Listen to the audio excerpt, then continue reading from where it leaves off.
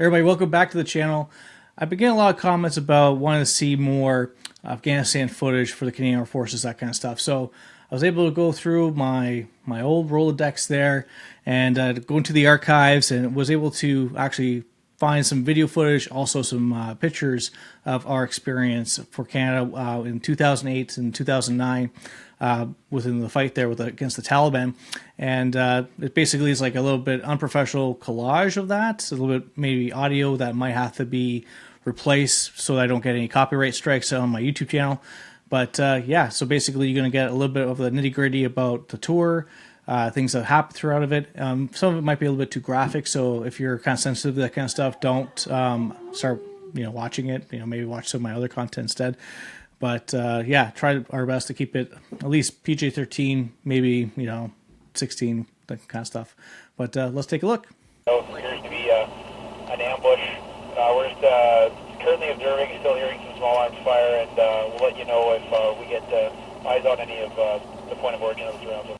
So yes, it's a little bit grainy. I know, everybody, all the tech giants out there. It's just the quality we had at the time. We didn't have the fancy 4K stuff. So this is like 2008, like I said. It was quite a bit, over a decade. So let's take a peek.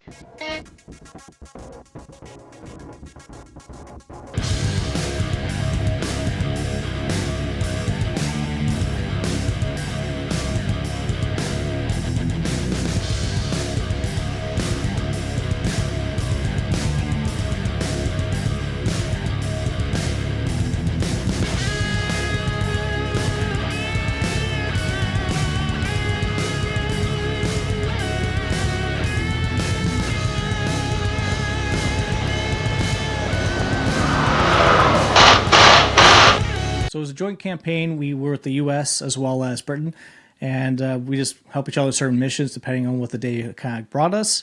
But that's where you see a lot of different vehicles. You might see some Humvees, some certain Apache helicopters, that kind of stuff, and also Griffins and even Chinooks who were kind of flying around us.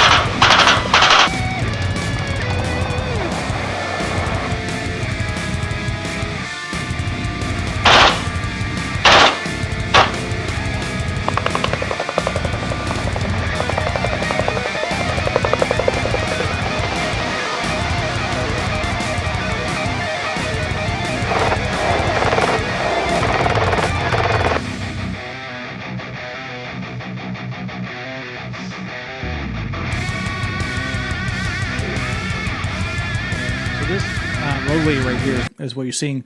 This was completely done up with these walls. So these walls are basically like three feet thick, about 7 feet, 8 feet high. And what was happening is that the Taliban or the tree line would walk up this during the night, and then this was the main road on this side where they would plant IEDs. So a lot of like Afghan police were being killed, Afghan military were being killed, basically the next morning kind of thing, because they would plant it in the middle of the night. So basically I said, well, let's just take the wall down. So I jumped into the LAV, the E-LAV, and that basically has like a blade on the front. The LAV 3 basically has 8 wheels, has 4-wheel drive or 8-wheel drive, and just bulldoze all the way down. And ever since we did that, there hasn't been an IED there ever since.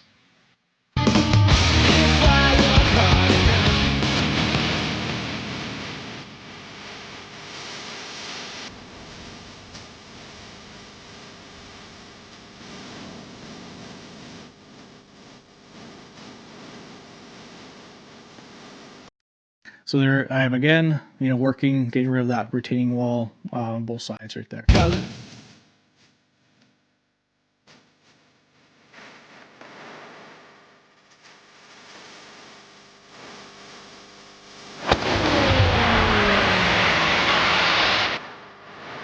So that was the Canadian artillery basically shooting over top of our heads, smoke screen. So we got up at like 1 o'clock in the morning, did a patrol, waited till the early mornings to basically go after certain targets within the villages. And the main target was basically looking for weapons cache, places that like they would stockpile weaponry, maybe explosive HME, that kind of stuff.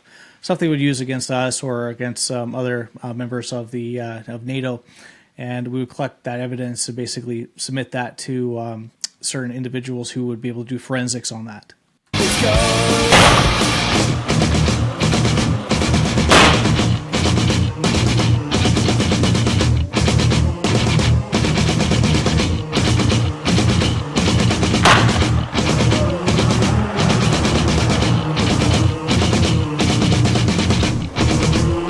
So the previous explosives we just saw, those are controlled explosives. That's collecting all the munitions, anything that we would find.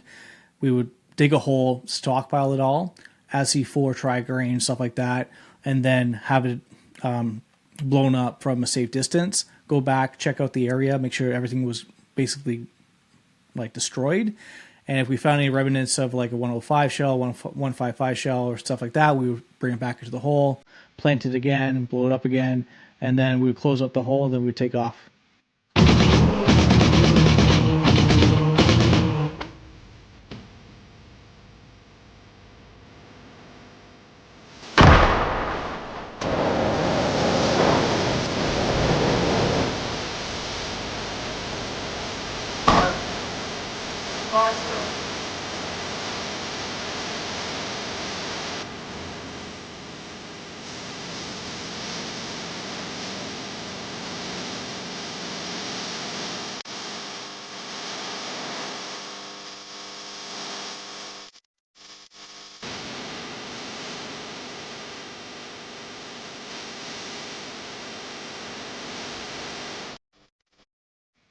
So that was our call sign, Echo 46 Delta.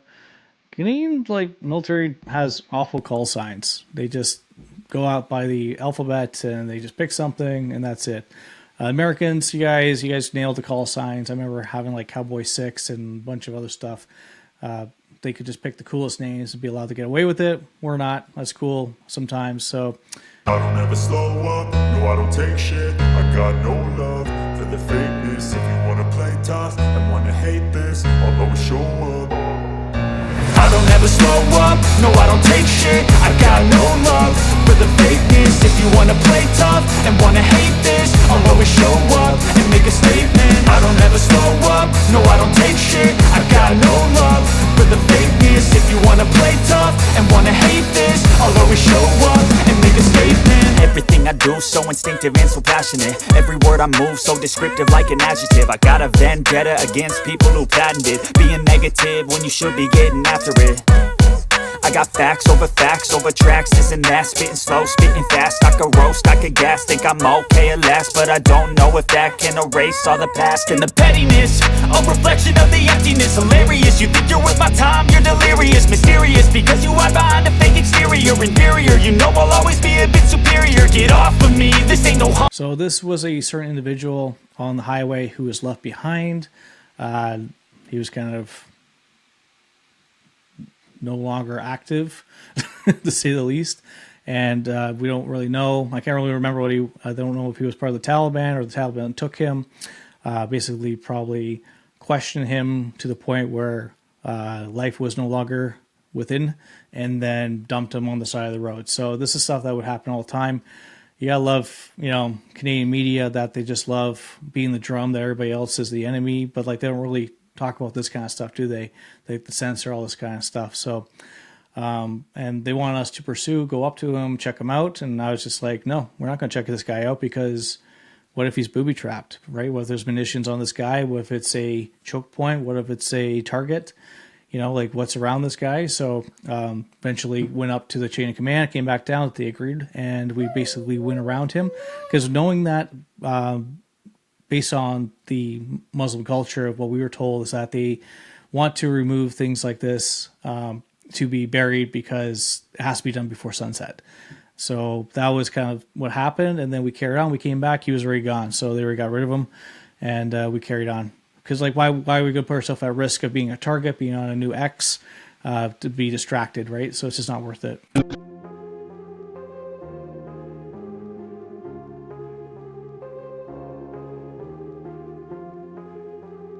So that was a oil tanker that the Taliban decided to attack, explode.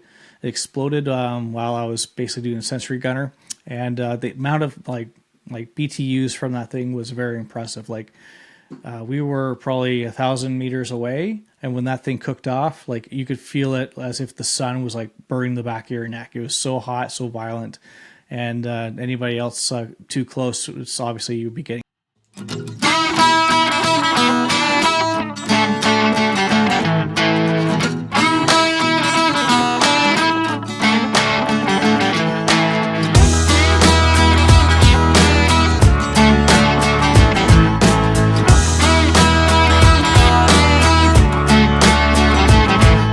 Completely, like the hair is just like it doesn't matter. You're in the desert. You have to accept it. So you're sweating all day, and then you're sitting all day. You're collecting dust all day, running around. It's just the way it is. Like I decided to buy like a skull cap, which is basically kind of like an Under Armour type fabric, and that helped a lot with like retaining the sweat underneath the helmet itself. The only problem with that is that anything that is like that type of product, if you were around a flame or let's say you were shot at or whatever, and a flame happened, that would burn and attach itself to your body. So that was one of the risks. Of course, it could happen, but I just said, you know what, I'll take that chance, and basically kind of helped out with like keeping the sweat on my eyes, keeping my head cold, and keeping me a little bit clean.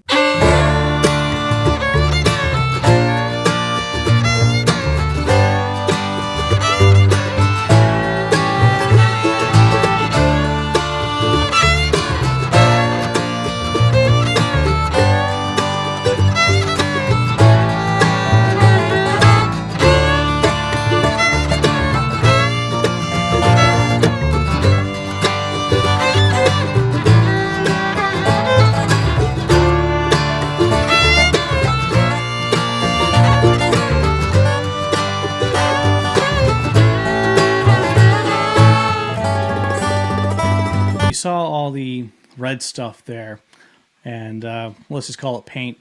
But what was happening was that you got the main highway within Afghanistan, and then the Taliban were planting IEDs on that road. So the Americans, the Canadians, they had unmanned vehicles or AEVs in the air, and they were basically surveillancing the main roads with white hot, and they discovered people who were planting or digging up beside those roads or underneath the culverts.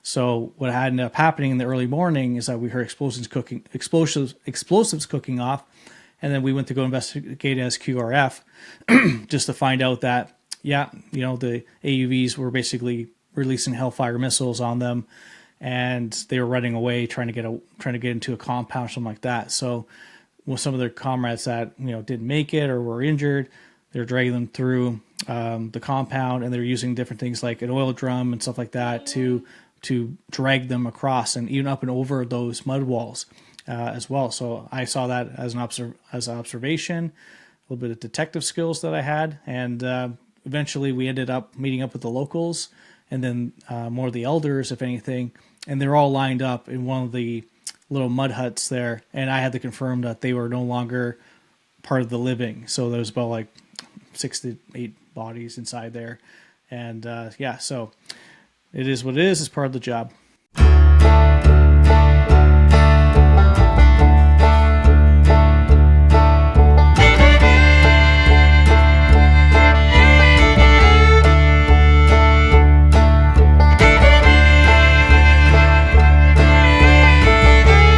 It was a very dark day for Canadians because this was an IED that went off, and this RG basically got really hit really hard, where the individuals inside obviously did not make it. It's a really sad story.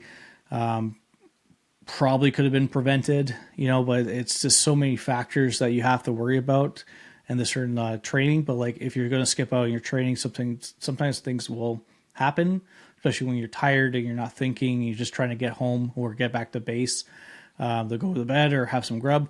But sometimes things are just outside of your control, and we just, by human error, and unfortunately, some soldiers did make it.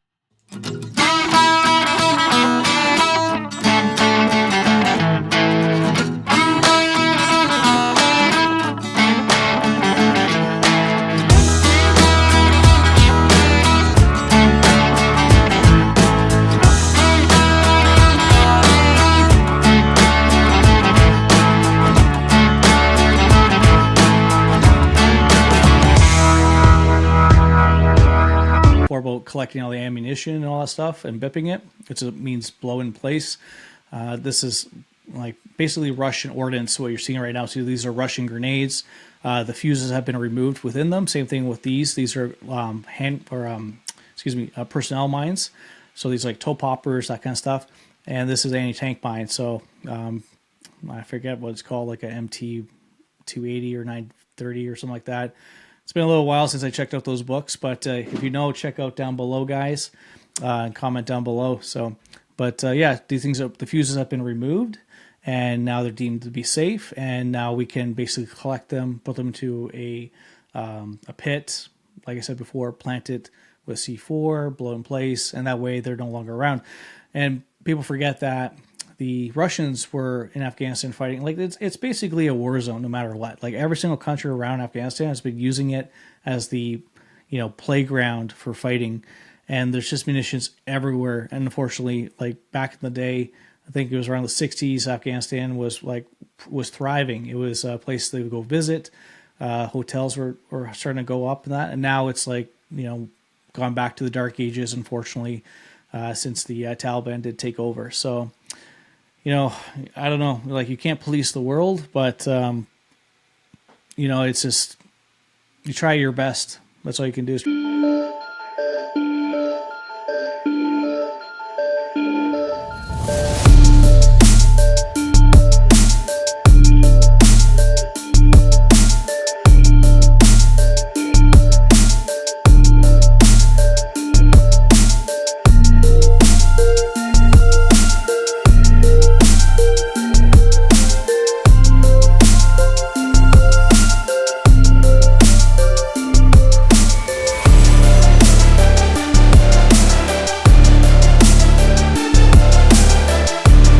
So this is a Afghan Toyota truck, basically. So the Afghan police had these all over. They would drive around and go do what they did all day. They're pretty corrupt in general, but the Afghan military was pretty good. We trained them really well, and they were paid really well. And they kind of made these guys accountable most of the time. But this is a Canadian, well, actually it's a German tank, but the Canadian Lab 2 is what it is. From Germany, the Lab 2 from Germany. Canadians bought them, and then we have certain equipment to have like put onto it for the combat engineers. And this is like a crane arm, and we would move vehicles off the road or out culverts and basically put them on trucks and get them out of there to basically be put into like a boneyard, if you will, for parts and that kind of stuff. So it's a pretty useful tool.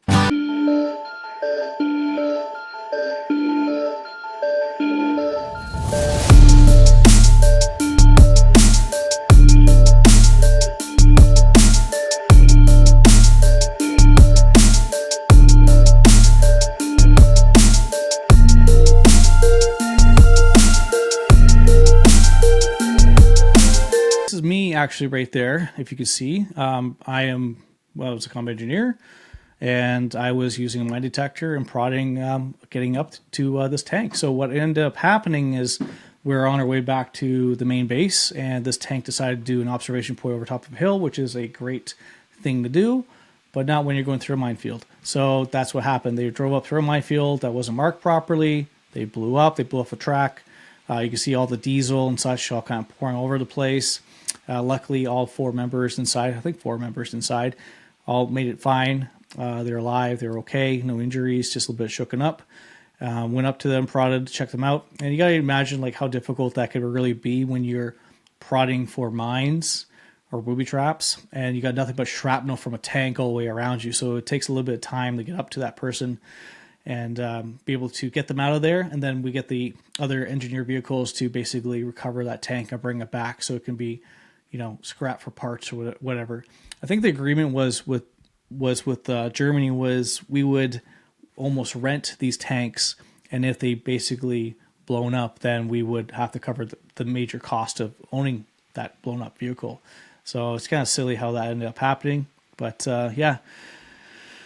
Wild times, man. Like the only thing I disagree with Canada is that like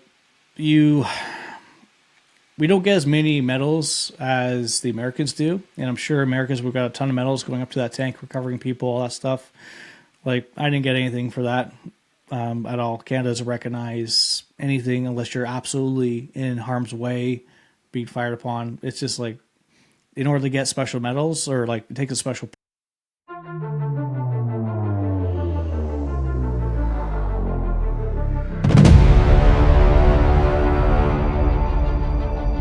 diesel coming out and the track is down, and like basically all the parts is steel. So we have the prod, and I use spray paint. So that's the clean place that I went through. And then I guess that's me again, actually, going up to the tank and getting these guys off the tank and then coming down off of it there. Just wild. Like, you go back and look.